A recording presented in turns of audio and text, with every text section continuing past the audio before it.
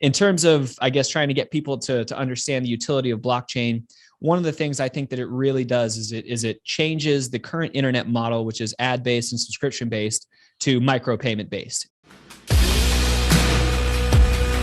What's the number one secret to unlocking the future of Bitcoin SV? I think it's learning about it. I think that a lot of people, who have gotten in the crypto space within the last few years, misled is a strong word, but I'm going to use it. I think they've been misled by the mainstream narrative that's kind of been developed around BTC, which for those that are listening, BTC is the ticker symbol for what most people think is Bitcoin. It's trading, around $40,000 right now. And it's the main one. It's the one that most people have heard of.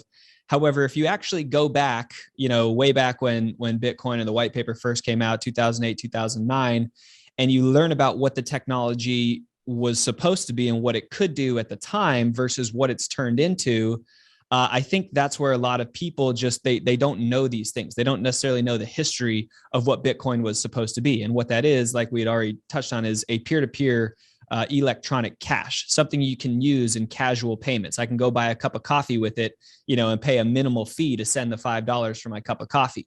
Versus BTC right now, the transaction fees, they're ranging anywhere from $1 up to $50, depending on how much volume's going on that actual blockchain. And when you think about a peer-to-peer cash, no one in their right mind is going to go spend $5 to buy a coffee and pay $50 in fees to go and send it. Same thing with Ethereum. The fees are around the same amount. So it just, in my perspective, thinking back to what Bitcoin originally was, there were two key things that were giving it value. It was useful, so I could send it, and I could send it extremely quickly and extremely cheaply, and it was scarce. So it had utility, and then it was scarce in the sense that there's only 21 million of these. So that's going to obviously give it value over the long term that I think should appreciate. So in essence, I think what people, should learn about Bitcoin SV, or if they're interested in getting involved in crypto, and a lot of my friends, for example, will just say, I just don't get it. Like, why is this thing worth so much? Like, what can you do with it?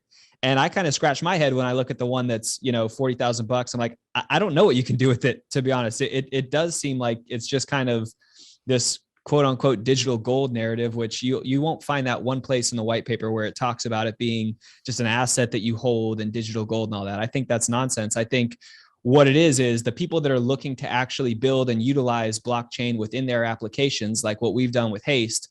I think Bitcoin SV is what actually follows those original fundamentals that the white paper had set out. And just to give you an example of what that could mean, micropayments. So everyone's familiar with, subscription-based models right now. Like if I wanted to read an article in the Wall Street Journal, I start reading on it. If I don't have a subscription, once I scroll through the first paragraph, I get a pop-up basically saying, hey, to continue, you have to sign up for $14.99 a month or whatever it is to be subscribed to the Wall Street Journal.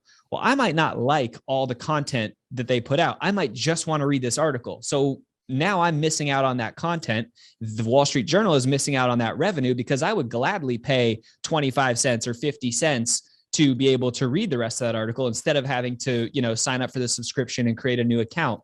And, up until actual blockchain and Bitcoin in its original form were created, there was no way to process transactions of that small of an amount because of the fees associated with credit cards. So in terms of, I guess, trying to get people to understand the utility of blockchain, one of the things I think that it really does is it changes the current internet model, which is ad-based and subscription-based, to micropayment-based. And that's basically what we're trying to prove with the Haste Arcade. Excellent. So education on the useful utility, if we could go back to its first original intent, like how do we get there, right? Because it's basically, It's morphed into digital gold where somebody can buy it, and it went so high that if they wanted to purchase something, the challenge becomes it's not very, it's expensive, right? I mean, they have tax, right? There's tax on it. It's a taxable transaction.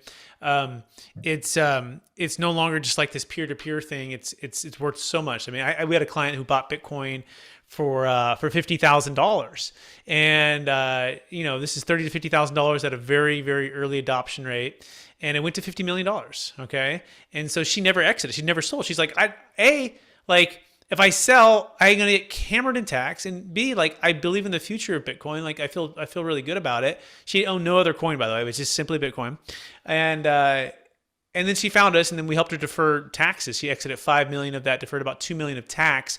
But the reason she did that was not only to defer the tax, but she had a place to put the money. And the place was a brand new startup company, a tech company, kind of like a Khan Academy, with her former college roommate. And she retired from the big tech company. And she started her dream. And so I think that's so important to have both parts of it, right? Like what do you want to do with the wealth? What can it actually do for you?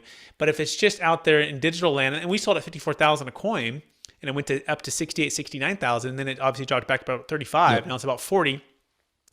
And so you have a lot of this capital that's sitting that wants to do these different things, but feels trapped by capital gains tax. So that's part of what we do.